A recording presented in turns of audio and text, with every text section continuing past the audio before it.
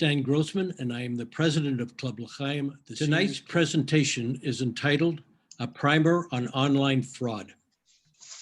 Fraud of this nature is pervasive throughout our society, but is especially bad among seniors. So we hope you will find tonight's talk both educational and instructive. It is now my honor and privilege to introduce you to tonight's speaker, Sheldon Parker.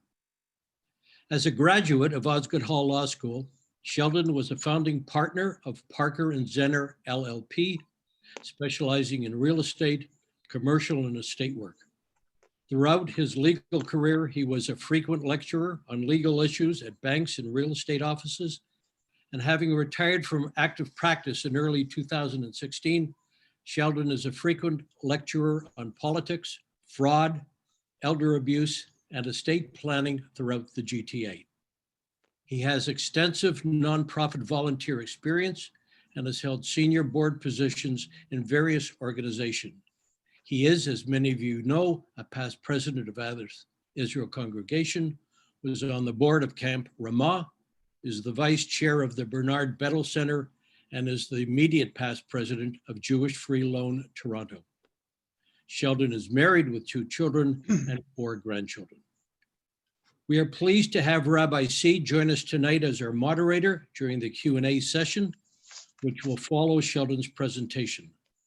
And one technical note, if you haven't done so already, please be sure to choose speaker view, not the gallery view in the top right corner of your screen, so only the presenters show up on your screen and not the people working behind the scenes to bring you tonight's presentation.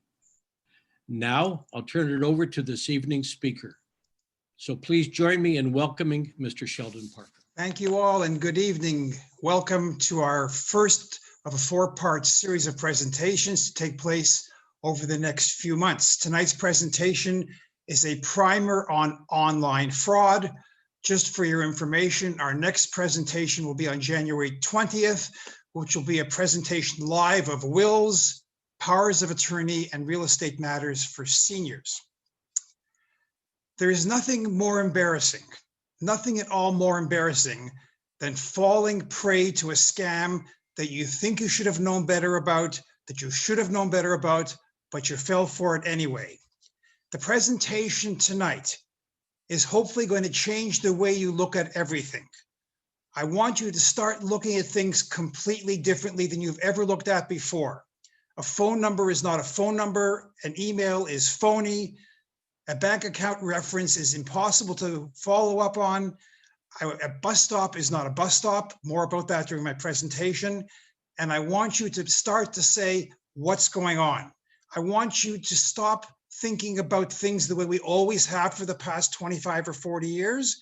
And I want you to start thinking about things in a completely different way. The material that we're presenting tonight could have been presented over 5 or 6 hours. There's so much going on. Tonight is only a primer. What I want to do, and this is a good example, I want to pinch you in the arm each time we describe a topic. I want to pinch you a bit and I want it to hurt, not because I want to hurt you. What I want to do is have you say to yourselves, when it happens to you, and it will happen to you, for sure it will happen to you. Sheldon Parker on December 21st said something about that. Whoa, I'm going to stop and I'm going to think about this.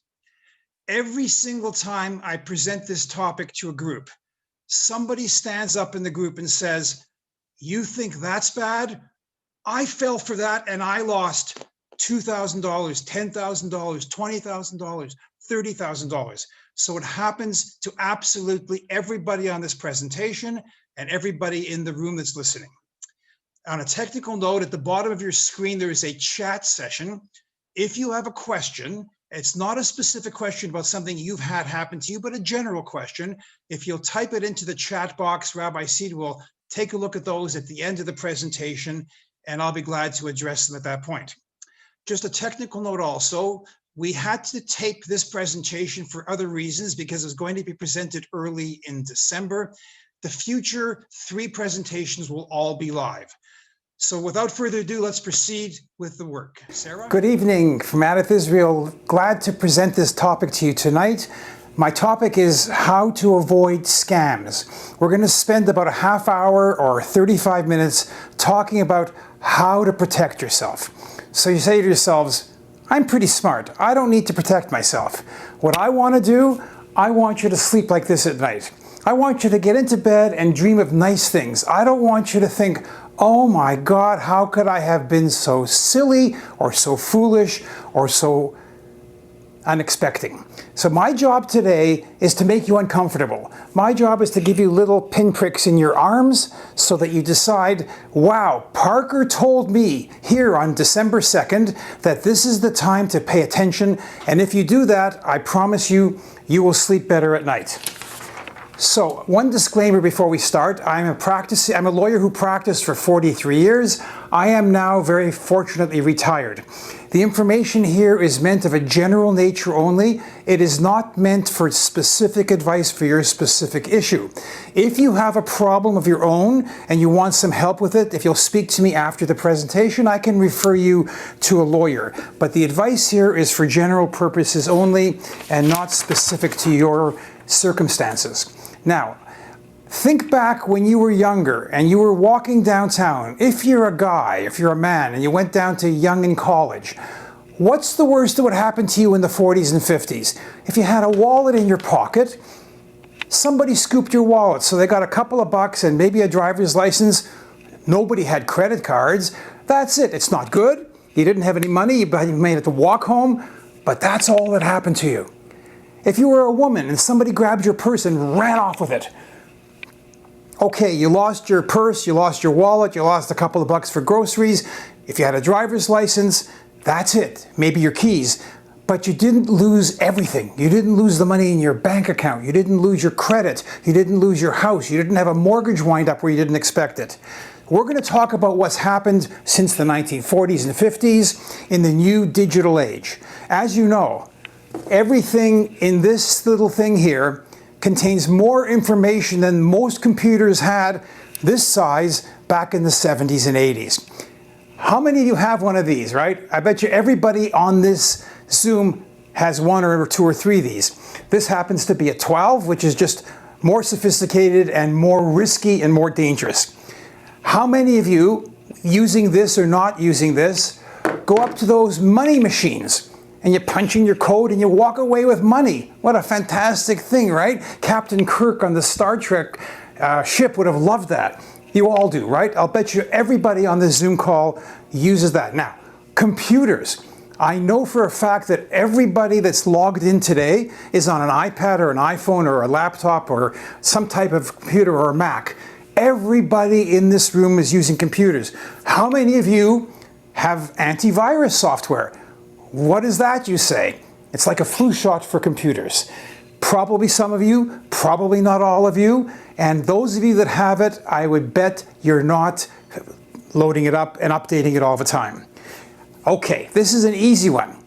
How many of you on these Zoom calls got an unsolicited call to offer you duct cleaning for a special price? I bet you every hand out there is going up and you're saying, oh, I get them 3 times a day. And last question you got is how many of you actually pay your bills online? What's happened nowadays is that almost all of us are paying our bills online. And therein lies the problem. All of those things. Unwanted phone calls, using our computers, not updating our antivirus. So I want you to take a look at this booby in the picture. We're going to come back to her. We're not going to talk a lot about her now, but I want to tell you that she's 90 years old. Sounds old, right? She runs her own business. She drives her own car. She goes to work every day, looks after herself, and she fell for a $10,000 Grandma help me out scam.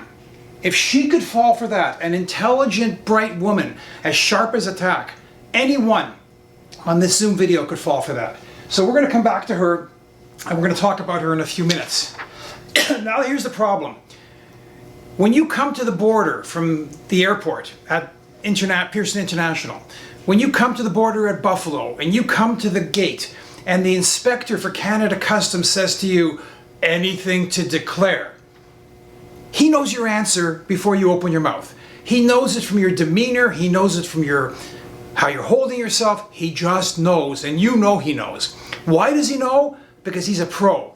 Because he does this same thing every day, 5-6 days a week. He's got you hands down. May as well be honest and be safe and get home. That's the problem with the scam artists in the world, whether they're in Uzbekistan or India or Malaysia or Russia or even Toronto. They're pros. And almost every one of us, including that booby in this picture before, and including somebody I'm going to tell you about in a few minutes, you don't stand a chance. You just don't stand a chance, no matter how smart you think you are, and how much you're aware, and how much you laugh at these phone calls offering you duct cleaning.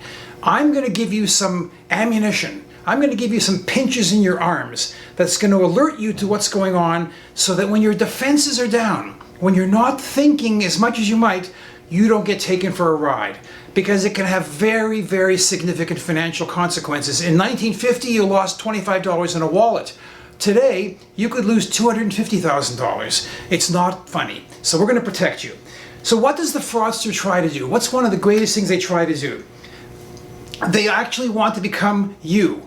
They want to become Sheldon Parker or whoever else is on the Zoom. They want to assume my identity. Why do they want to assume my identity? So then they go into the bank and they apply for a credit card. Now they've got a credit card in my name and they're off spending money. In the end result, I won't have to pay for that fraud, but I can promise you, you are going to have 2 years of what they call in Yiddish, Agnes Nefesh. You're going to be aggravated breakfast, morning, and night. Your credit will be screwed up for 2 years. You're going to have to hire lawyers and people and go to all kinds of trouble that you wish you'd never gotten into. They're going to want to get your PIN numbers off your card, your information out of your wallet, your social insurance number, your address, your bank account number, your credit card numbers, all of those things. That's gold to them. So you ask me, how do they get a mortgage at a bank? I know for a fact you've got to come in with ID. I don't know how to do it, but I can tell you, if you go down to bars on College Street, in 24 hours you can bring them in a phony picture and come back with a fraudulent driver's license with my information on the front of it and their picture. Walk into a bank, there's my photo ID, they're gold. So how do they get this? How do they get this information? I'm going to tell you this repeatedly during the topic. They get it from you. They don't get it from the sky. They don't get it from the cloud. They get it from you because you give it to them. And we'll talk about that throughout this presentation. So how do they get this from you? One of the easiest things that happens is this. You get in the mail some paperwork. Maybe it's from your bank, maybe it's from your credit card company, maybe it's from Canada Revenue Agency, all kinds of personal information. What do you do when you're finished with it if you don't need it? In the garbage it goes. You've thrown it in the garbage. And what's in that garbage? Maybe your social insurance number if it came from Canada Revenue, your address for sure, your bank account number, your credit card number, your information in terms of where you bank, and where you live, and where you work, a wealth of information. But you say to me, no, I threw it in the garbage. Go up and down these streets in the city of Toronto in the middle of the night on garbage night, and you will see trucks going by scooping up green bags of garbage full of chicken bones and lemon peel and orange peels and banana peels and chazarai. But if they luck out and 1 out of 200 bags of garbage has your personal information, it's gold. Now, what do? They go home, they clean it up, they get phony ID with their picture and your information. They go in and they get a credit card. The next thing you know, you get a call from Royal Bank. Mr. Schwartz, why aren't you paying us on your Visa card? Gewalt, what Visa card? Or even worse, Mr. Schwartz, we gave you a $300,000 mortgage on your condo. You better pay or we're going to grab your condo. Whoa. How do you say, I've got no information at all. I didn't get a bill. Why didn't you get a bill? Because you gave them your address and they changed it to a post office box in Burlington or somewhere. So of course you didn't know. They got cash, they've got credit cards, they've got information, ATMs, all those kind of things. You don't lose the $20 in your wallet from the 1950s. All of a sudden, bang, your bank account is emptied. I have a friend and colleague of mine who is a dermatologist, a bright, intelligent doctor, treats all kinds of patients with sophisticated abilities every day. His entire bank folio was wiped out. His own account, his US account, everything was wiped out by a fraud. Somehow they got the information, they got the PINs, and it's gone. Will he get his money back? Probably. But like I said before, he will have this for breakfast, lunch, and dinner for 2 years, and that'll be terrible aggravation. And go try to sell your house with this fraudulent mortgage on there. It's not going to work. It's just not going to happen. So the takeaway from this is, buy yourself a shredder. Go to Canadian Tire, go to Staples. The cheap ones are 20 bucks, the better ones are about 40 bucks. Shred everything. Don't forget, we're going to repeat this over and over again. You gave them the information. You gave it to them, and they're smarter than you. Don't give it to them. Buy a cross shredder. It cuts it like little chips of paper. Even the labels off your magazines give nobody any data. So for example, if you get a letter from Visa that says, congratulations, we're sending you a new card, shred it. Don't give them any chance to do anything. So what other kinds of scams are there? The most famous one across the city now is the CRA scam. Now, you know, we talked at the beginning about all kinds of things that we get used to. Almost everybody on this Zoom class has caller ID on their phone. So it opens up and it says Canada Revenue Agency or 519, which is the Ottawa area code. Here's the problem with being Canadian. We're a good country, we're good people, and whether you were born here, or whether you immigrated here, whether you grew up here, or you came later in life, we learn to believe what we believe. What we see is what we believe. We line up at bus stops. We don't chase all the doors of a bus like they do in Israel. So for example, if this is a screen, I believe it's a screen. If this room says exit, then it's exit. If this is a door, I believe it's going to open and close. When you see a sign that says Subway, you believe it says Subway. So when you see on your caller ID Canada Revenue Agency or Ontario Provincial Police, you say, oi, it must be true. That's the first trick. They've got you to believe that they are who they say they are. So here it is, 8 o'clock in the morning, you're getting up from breakfast, you're groggy, you want to go take a shower, you're not really thinking clearly. Your mind is on shopping later in the afternoon. And all of a sudden you hear this voice, you've probably all heard it on the phone. This is the Canada Revenue Agency, exactly in that deep voice. We have a warrant out for your arrest. Oi, Gewalt, what did I do? You owe us $8,647.27 back taxes. And unless you pay by 2 o'clock today, we are coming to arrest you. Normally you'd sit back and laugh, right? You might even play with them. You would be shocked. You would be shocked at how many people get petrified. Oi, my son-in-law did my taxes. Maybe he made a mistake. I can't bother him. It's tax season now. He's busy. He's on vacation. I'll just pay. So you say to them, how do I fix this? And they say, well, if you will pay us today, think about this. If you will pay us today, we'll cut the cost in half. You'll give us $4,000 and you're paid up and you will not go to jail. And if you don't pay us today, at 2 o'clock, get ready to be arrested by the police. You think to yourself, listen, I'm not going to bother my son-in-law or my accountant. It must be correct. After all, it's Canada Revenue Agency, right? Because we believe what we see. It's Canada Revenue Agency. You run off and you don't think for that second, what do you mean they want me to go out and buy prepaid Visa cards? What do you mean they want me to buy Apple cards? Apple's not for apples, but for Apple products. What do you mean they want me to go out and buy prepaid cards and read them the numbers off the back? What do you mean they want me to wire number by Western Express to some address in Uganda? At that moment, all you can think about is solving the problem. You do it, and of course, you know the answer. The answer is, you've just been scammed out of $4,000. Not the 25 bucks from 1950 in your wallet, 4,000 bucks, you will never see it again. Worse than that, you are going to feel like an absolute fool. When you realize what's happened, it is going to eat away at you for a long time. So takeaway number 2, I promise you, lawyers don't like to promise anything, right? But I promise you, it's a scam. CRA does not call you and make those kind of demands. CRA has no powers of arrest. You will not get arrested even for not paying your taxes, never mind paying them late. You don't have to worry about it. Hang up and get rid of them.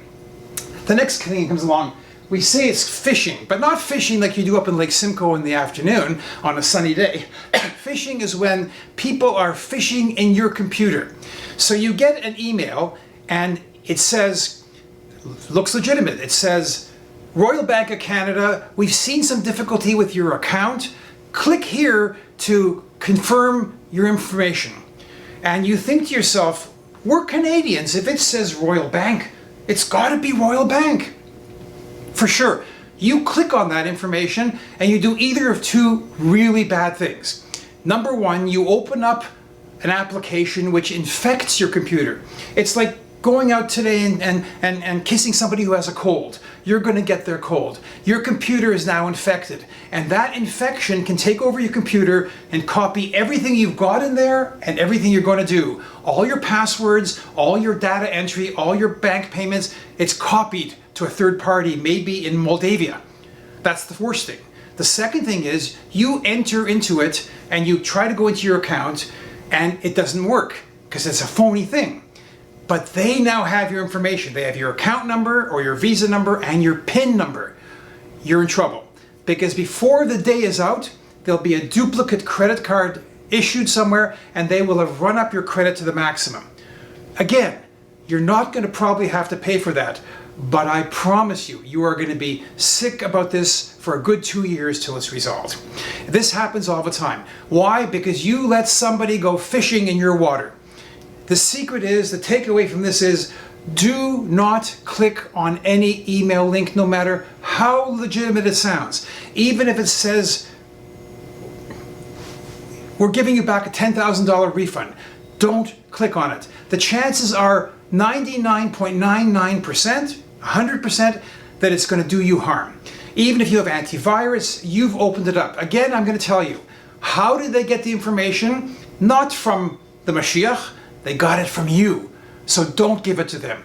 We in Canada don't like to be rude. We say, I'm sorry, excuse me, we stand in line, we wait to be next. Be rude. These guys are not embarrassed. They're not going to hurt, you're not going to hurt their feelings. Just be rude and hang up on them. Now, the same thing with email links. Whatever you get. So for example, I use Amazon a lot. And each time I order from Amazon, I get an email that says, this is what you ordered, this is where it's going. I got an email that said, you've ordered this TV set going to Burnaby, British Columbia. I knew I didn't, and I was tempted to log in right there off that email to find out what's going on, why that happened. It's a phony email, and if I had logged in, they would have my Amazon password and access to my credit cards on Amazon, and they would have $50,000 ordered before I turn around.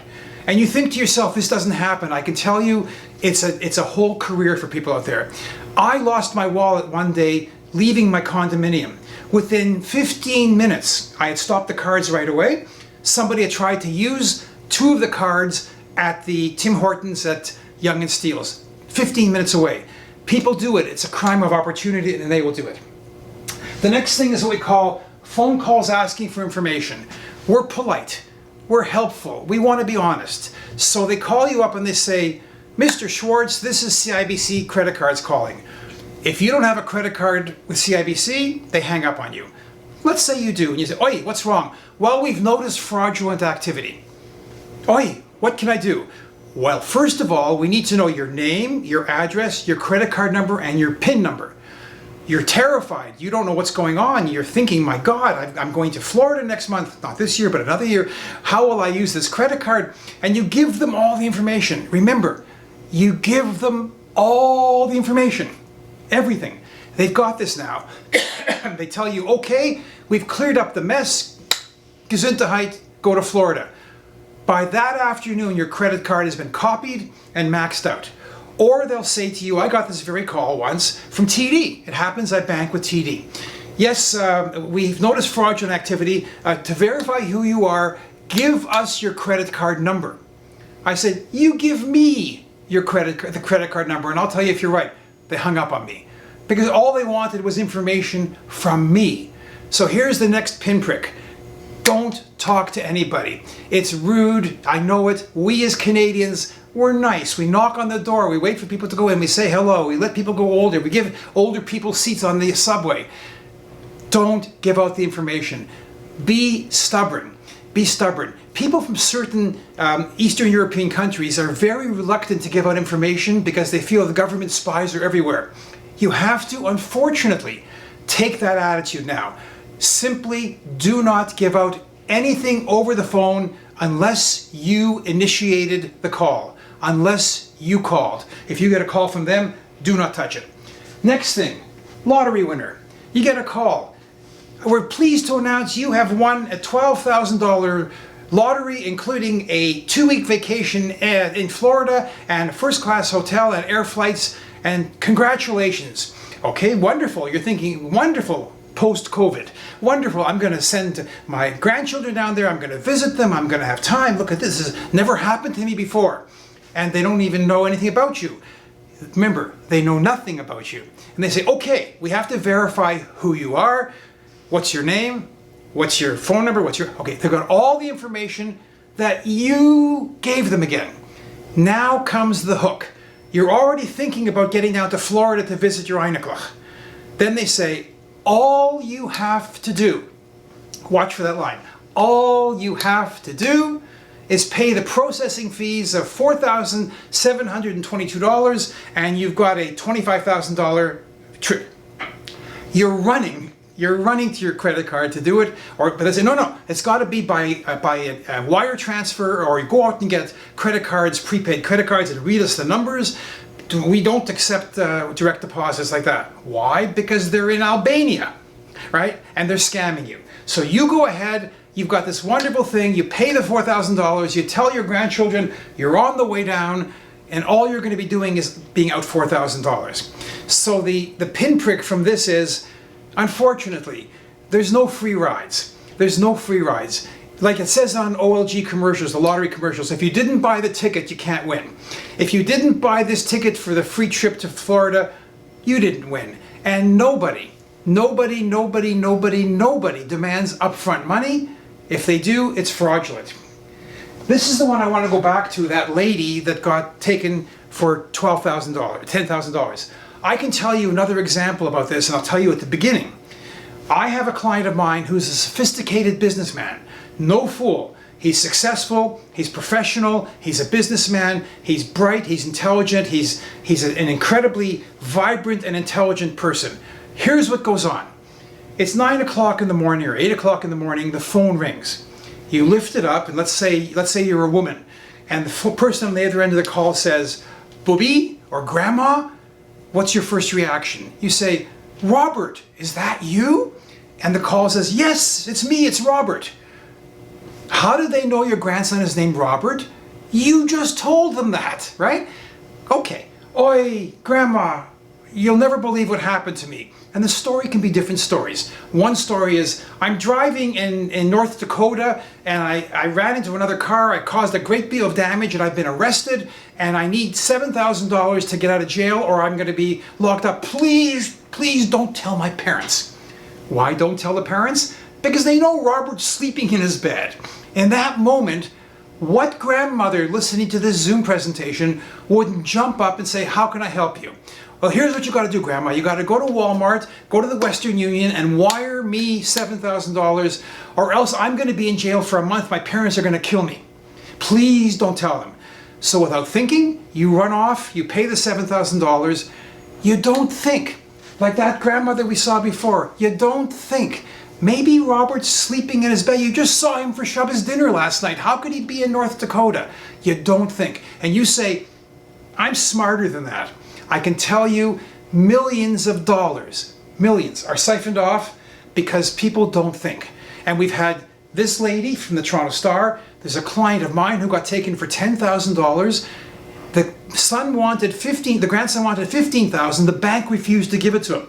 The bank refused to give it to him. Sometimes they'll tell you he's injured and needs surgery. Sometimes they'll say he's been arrested in Nepal and he needs to get out of jail, otherwise he's going to be tortured. And what happens is it tugs at your information. Remember, they don't know your grandson from the Mashiach. You gave them this name. They rely, remember the professional at the border who's better than you are at determining if you're lying? They're pros. They know if they get you vulnerable, what grandmother wouldn't look after her grandson? What grandmother wouldn't give up $100,000? They've just taken you for $15,000, $20,000.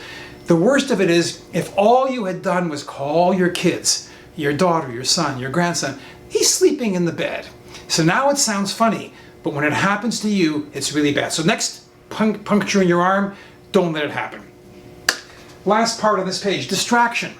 Happens all the time. Happens especially up and down the Bathurst Street corridor. And I'm going to tell you what happens. The idea is to get you distracted so something else happens. Imagine yourselves, you're in the No Frills at Wilson and Bathurst, you're in the Walmart up at Center in Bathurst, you're in any of the stores we go through. If you're a woman, for example, what do? You've got a cart. Now you put on gloves probably, right? And where do you put your purse? Where does every woman on this Zoom presentation put her purse? In the front tray, right? Everybody does. So you're walking along and you go to pick up something from the shelf. You go over here to pick up, your purse is gone. Happens all the time. All the time. It's called distraction theft. It's very easy to do. So the rule is, from now on, don't give them an opportunity. They're smarter than you. They'll pick out somebody who's not paying attention, who's busy fixing her mask. You turn around and your entire purse is gone, including your credit cards, your driver's license, your social insurance card, and then, boy, have you got trouble. Boy, have you got trouble. The second thing happens even in cars, and it happened at the Walmart parking lot at Center in Bathurst. You get into your car, and where do you put your purse? Beside you, right? And a little knock on the window. It's a 26-year-old girl. She weighs 84 pounds. She's not a threat. You roll down your window. Ma'am, take a look at your bumper. Somebody smashed into it. Oi! You jump out of the car. You run around to the back to see what's with the bumper, of course, which is nothing. You come back to your purse. It's been stolen by her accomplice out of the car. It's gone. It's not the $50 purse or $100 purse. It's all of the stuff that's in your wallet. So the secret in the store is never let your purse off your shoulder. Never. Take it with you, even if you're picking up a bag of flour for 50 pounds. The secret in your car is get in the car, lock the doors. If somebody says there's been a damage to your car, drive somewhere else that's safe, take your purse with you, and go inspect the damage there. Very, very common, unfortunately. So, I want you to take a look at this. We believe, like I said to you, in Canada, what we see. If I want to go out we're taping this over near Caledonia. If I want to go out to Caledonia and it says bus stop, I know a bus is going to come. I know it's going to happen because I trust that. Imagine if the bus never comes. So this person got an email from, a letter from CRA. It says Government of Canada. Well, we say, if it says Government of Canada, it's got to be Government of Canada. There we are. So it's, your tax refund is ready. $721. Boom. And it says here, it's a click button. Click here to get your tax refund. And you're thinking, I'm going to give this to my grandchildren for their birthdays. This is going to be wonderful. The next thing you do is you click on that button. You enter in your social insurance number. You enter in your address. You enter in your home number, your age, the whole 9 yards. That's not going to CRA. You say, but it says CRA. Here's the lesson.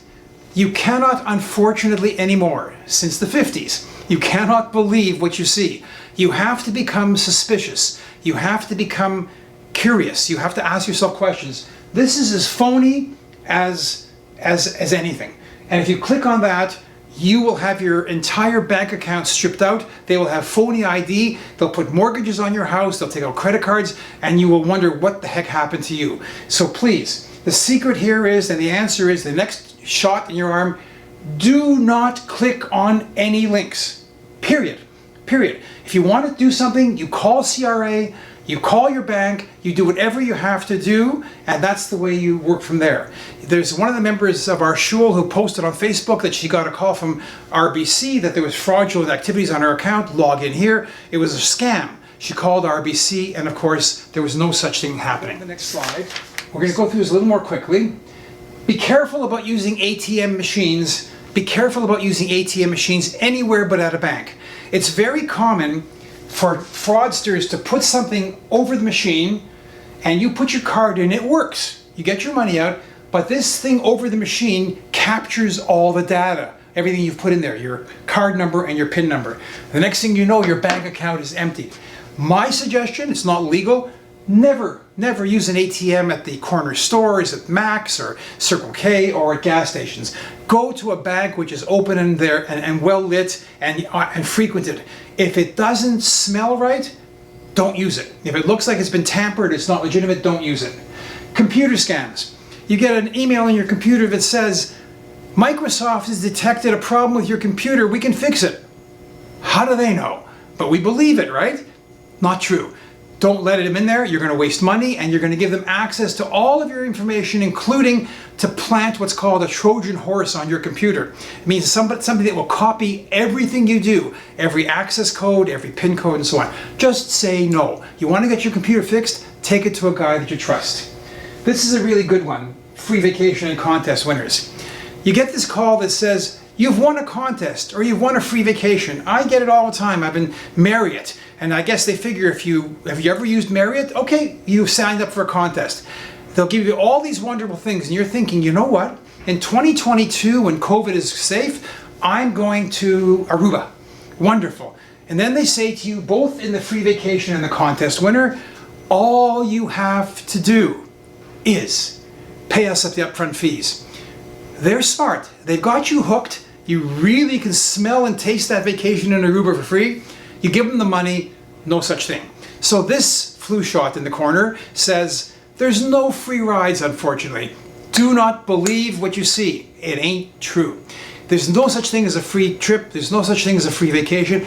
My wife and I were lucky about 20 years ago. We actually won a free trip to Sandals in St. Lucia. We actually won it. But we had applied for that contest and they were very gracious. Here it is, fill in the dates you want to go, and we're glad to book for you, no charges. But if you haven't entered the contest, you did not win. They're scamming you, and for sure do not pay them any money up front. So let's talk about bank frauds. Very common and very easy. Remember the story I told you at the very beginning. We as Canadians believe what we see. If this is paper, I believe it's paper. If I lift up an iPhone that I bought at Apple, I believe it's an iPhone, and I believe this is a screen. So you get a call from your bank in the morning. If you don't bank at that bank, they hang up on you. But if you do bank at that bank, they say, Mrs. Schwartz, we have a problem. We want you to help us. One of our tellers is stealing from seniors. So here's what we want to do. But before we do anything, you have to give us some verification. What's your name? What's your address? What's your bank branch? What's your bank account number? And you give them all that information. Remember, they're often in Uganda. You just gave them all that information. And they say to you, okay, we want you to go to your branch at Lawrence and Bathurst tomorrow, and I want you to go to teller number 3 or 2 or 1, and I want you to take out $5,000 cash. Then you put this into the envelope they give you, you go to the front door, outside the front door of the bank, and this nice young lady here, her name is Mary, she'll have a Royal Bank outfit and a Royal Bank name tag on. She will give you a Royal Bank receipt for $5,000. We will put the $5,000 back in your bank, and we'll give you another $500 for your trouble. And you're thinking, I'm gonna help catch a thief, I'm gonna get $500, that's gonna be a wonderful Hanukkah presents for my kids, and you're ecstatic. You go to the branch, you take out the money, you give it to Mary with a name tag. You know what's going to happen. There's no such thing as Mary. She's a fraud artist. You've lost your $5,000. You've lost your $500 you're never going to get. And you gave them the information that they didn't know. They had no idea from Uganda where your bank is or even what account you're going to use. But you gave it to them because we tend to believe what we want. Be careful. Or you get a call from your bank and they say, we need to verify something about your account, and we've frozen your account, and we need to know something before we can release your account. You think, Gewalt, how am I going to pay for my groceries? So yes, first of all, confirm who you are. Your name, your bank account number, the branch. Look again what's happened. You believe them because the ID said Royal Bank, and why would they be lying, right? You give them the information, by the time Shabbos comes, your bank account is empty. So let's talk about rules to follow. You don't have to remember all of these, but what you need to do is to say, Parker told me, and every time something comes up, I am going to be suspicious as heck, and I'm going to be sure that I don't want another pinprick in my arm from anybody. Number 1, Just be suspicious. Just be suspicious. Don't fall for anything that we used to think is okay. Remember, these guys are like the customs guys at the airport. They're pros. Most of us don't stand a chance. Be vigilant. If you didn't call these people, do not answer any calls. If I call Visa, I have to prove who I am, but I don't have to prove who I am when they call me, because it's obviously a fraud. Take a deep breath and say no. Don't worry about being rude. I promise you, they will not be insulted. They'll just go on to the next sucker, but you won't be one of them. Before you do anything, ask a family member, ask a rabbi, ask a friend, ask your accountant, ask your lawyer, ask your neighbor, ask your kids. But don't do anything, especially when this phony call from your grandchild says, please don't tell my parents, they'll kill me. That's exactly the time to tell the parents. Don't give out any information over the phone to anybody. No ID, no passwords, no SIN numbers, no credit card numbers, nothing. Shred everything that comes in and tell nobody over the phone anything, including your date of birth. Sometimes your doctor's office calls, they need a date of birth. That's different because they've called you. But do not call anywhere, do not take a call from anywhere and give out that kind of personal information. Do not return a call or speak to anybody about winnings. So what happens now is you get a call that says there's been fraudulent activity on your card. Press 1 to accept this fraudulent activity. Nobody's gonna, or press 2. That's going to connect you to them. Don't do anything. Hang up. If you're worried about fraudulent activity on your phone card, call the number on the back of the card. That gets you to the credit card company directly. Do not listen to anybody else. It's a scam. I want you to have so many little pokes in your arm that you're never going to fall victim to these kind of things. Don't get out of your car to check a problem without taking your purse with you, making sure it's a safe area away from the people who are talking to you, and do not leave your purse inside your cart when you're at Sobeys or No Frills or Walmart or any of those places. Always update your antivirus. If you've got antivirus on your computer, update it. If it doesn't update automatically, you do it. It's like getting a flu shot every year or a Prevnar shot for pneumonia. Don't forget to do it. If you don't know how to do it, ask your grandchildren, because I promise you they'll know how to do it. Do not give anybody remote access to your computer. When you get this email from Microsoft that says, let us log in, we'll fix your computer for free. All they're going to do is plant a virus in your computer, which means all your information goes out, and they will know everything in there and they'll infect your business. Don't install anything on your computer that you're not 100% sure of. If it says, would you like this free cleaner or this free defragger or this free virus program? Forget it. Don't do it. It's going to cause you trouble. Don't download files from anybody over the internet offered to solve a problem on your computer. It is a fraud. It will take a bite out of your computer and a bite out of your pocketbook. Do not rely on the caller ID on your phone. I got 2 calls yesterday, one on my cell phone and one on my home phone, from 1-888-764-3111, and then it said Rogers Communication. It wasn't Rogers Communication. It was some Chinese people. When I called Rogers, I was told it's from China. They've spoofed the number, and they tell me that my family in China have been kidnapped unless I pay a ransom. I mean, just don't believe it and don't take it. In my household, we don't answer any calls whatsoever unless they're from numbers that we know. And what they're doing now, for example, if you have a 416 number, say a 416-365 number, they'll spoof it to similar numbers. You think it's a neighbor. Be careful. Do not believe what you see on the caller ID, because it's absolutely not true most of the time. Check your credit statements. Check your credit statements every month. Take a look at your bank account. Take a look at your Visa. Take a look at everything that comes in. Take a look at your CRA letters. Whatever you get, check them. You've only got so many days after to report a fraudulent activity. So if there's fraudulent activity on your card and you don't report it, I think it's 60 days, you're stuck with it. Look at it. And if you don't want to keep those things, what are we going to do? We're going to shred them through the shredder, right? Into a gazillion little pieces. Do not throw them in the garbage. If you don't get a statement, if you get a Visa statement every month and you don't get a statement, somebody may have captured your information and moved your account off to another location in Burnaby, British Columbia. Call the bank, find out what's going on, because you could be in trouble. And never, never, never, never pay for anything that somebody offers on the phone unless you called for them. Unless you called for them. Last but not least, if you do all these things, if you say to yourself, I don't trust what I see, I'm going to be cranky. I'm going to be miserable. I'm going to be smarter than the guy at the border, right? I'm going to be better than all of them. I'm not going to lose money to these people. I'm going to sleep at night. This is what I want you to dream about at night. This is exactly where I want you to dream about. Beautiful beaches, sandy, warm, cruise ships in the background, and everybody sleeps comfortably. Now, the only problem with that picture is that's a picture of Saint Martin. And a month after I took that picture a few years ago, there was a hurricane that destroyed the whole beach. But for the purposes of this presentation, we'll just keep that image in our minds. So go out there, be careful, be cautious, be cranky, be suspicious, and keep your money. We all worked very, very hard. Whether you came here with gazillions of dollars or you were a worker in a factory, you've worked hard for your money. Do these things, safeguard them, and you'll be much safer and much happier. Thank you. Good evening, everybody. I hope that you enjoyed Shelley's presentation. It was extremely informative. And for somebody who's on the internet all the time, it's a good reminder for all of us and any of us. Shelley, can I begin with some comments and questions? Sure. If I've been victim of an online fraud or identity theft, what steps can I take to protect myself at that point? Fair enough. Let me just say one thing before I go into that answer.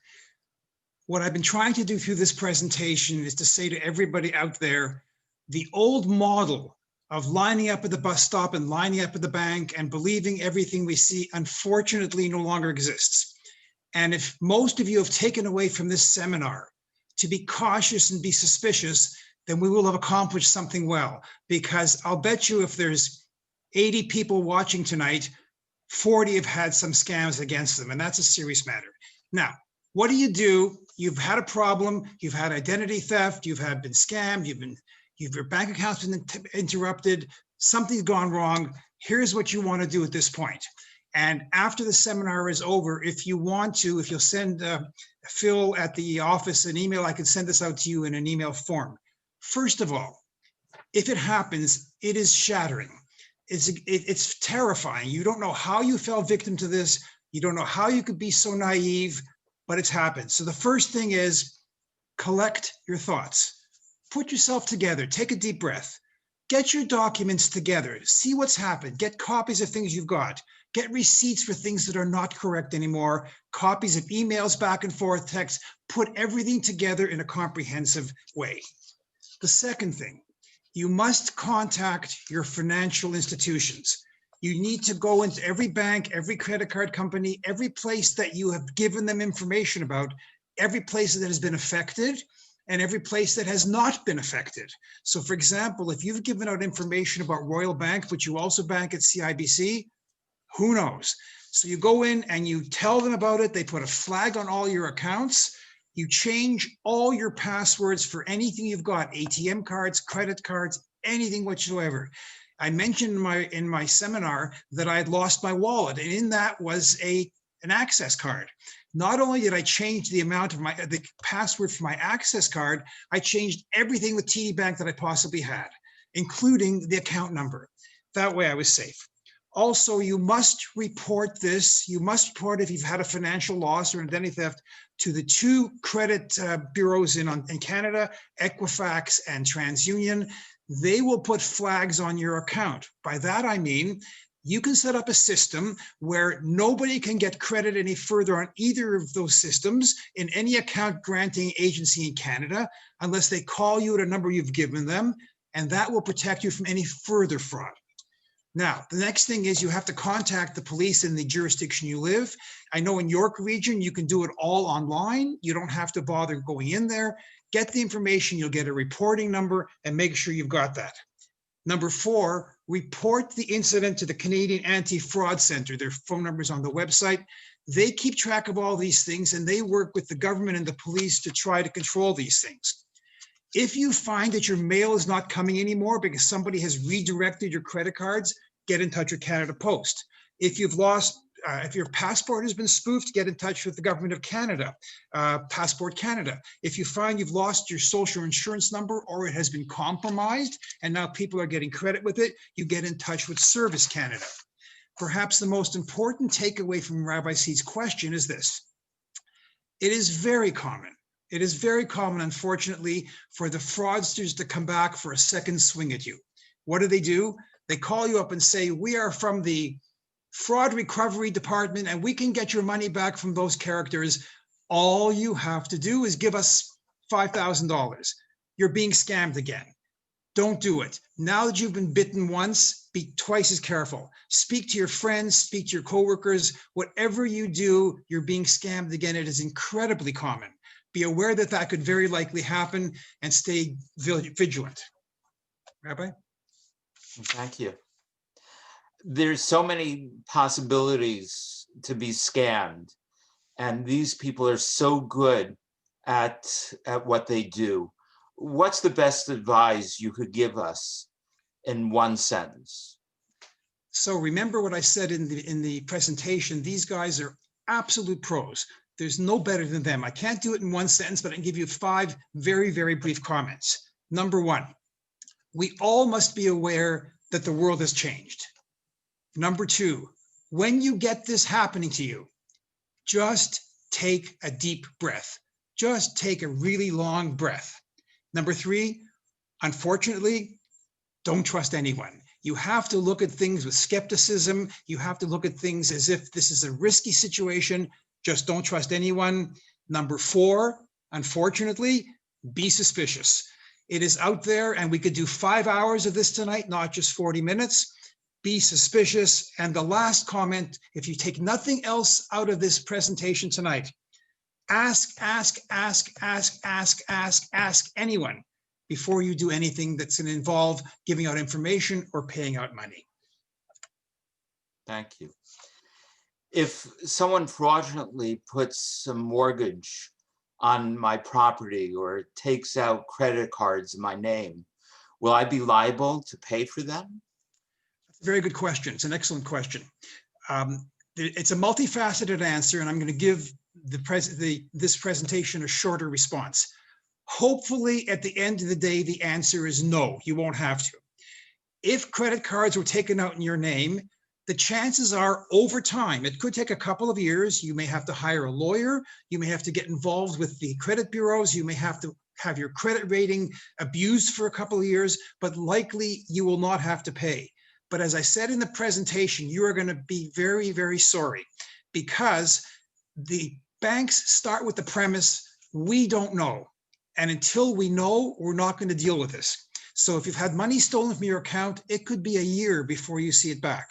If you got credit cards that were charged up illegally in your name and you didn't take them out, maybe they'll be wiped out, but until they are, and it could be a long, long time with affidavits and lawyers and so on, probably you'll be okay, but you will wish that you had never fallen for that in the first place because it will drive you crazy and you'll unfortunately be eating this for breakfast, lunch, and dinner for a year or two.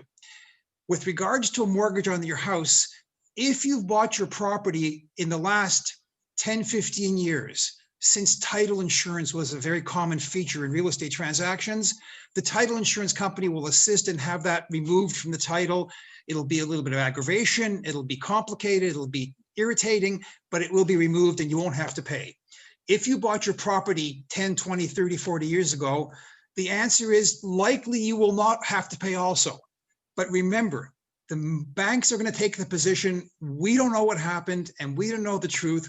And until we do, that mortgage is going to sit there and you're stuck with it and we're going to drive you crazy. If you want to sell your house while that mortgage is sitting there, it's a real problem because you really can't. So the answer to the question is, in the very end, you won't have to worry about it probably, but until the very end, it's going to be very, very time consuming. Better to be cautious and suspicious. Yeah. I think that's what you're telling us. Yes. Can you review the problem about the ATM, let's say at the gas station or at a store? What's the issue with that? What happens, especially in locations that are remote, where people can come up and put something there and not be seen, is they attach a second cover over the ATM slot where you put your card in. So while your card goes in and while it gives you back your cash, that piece on top has captured the card number and your PIN number. The fraudster comes back at 2 o'clock in the morning, takes the piece off, downloads it at home, and by 12 noon the next day, they've got a credit card duplicate of yours. And they run it up to the max before it gets stopped, and you're in trouble. It's tricky. Sometimes you can't even tell. That's why I recommend if you're going to do this, you go to a well-lit bank in a public area where it's busy and people are there all the time. The danger is that they've run up your $25,000 limit to the max. Like I said before, you probably won't have to pay for it, but the bank will take the position that they don't know who spent that card. And until they know, your bank card is frozen. Okay. Someone had asked about emails that they get from large companies like Rogers or RBC, but the forwarding email, is from a friend or somebody else. Again, can you review about these emails that receive, and what should we do? Do we have to check on the forwarding email? What do we do with these emails that all of us, I think, get? Well, one of the comments that came in the chat line was that if you hover with your mouse over the email address, you will oftentimes see that it doesn't say Royal Bank of Canada, but it says somebody's name in Albania. But that's not a perfect answer. The danger with the emails is that they say to you to solve the problem, whatever it is, check your account, verify something, you log in and you give them your password and you give them your PIN number and so on. So for example, air miles, and they can empty out your whole account. Those of you that carry PC points, they were notorious for having very, very poor security, and people with 1 million PC points found them gone. It could be worse, it could be dollars. The danger is that most of the emails that ask you to click on something are fraudulent. So what do you do if you want to be safe? Let's say it's from Royal Bank or from Rogers. Forget that email, log into the website separately. Go back into your browser and pull up Rogers and log in on your own account. So giving you the example that I did in the presentation, if I had logged into that fraudulent Amazon email, they would have had all my credit cards until they were maxed out. Instead, I went to Amazon website, logged in, and saw that there was no such activity, and I ignored it. The answer then is take an extra minute, go back to the website of the people sending it to you, if they're real, and log in. Many of these companies now will say to you, if you're not comfortable, don't log in here, but go into our website. Be careful also, it's not always the click here. Sometimes it'll say, if you no longer want to get emails, unsubscribe. Or if you want to pose a question, click here.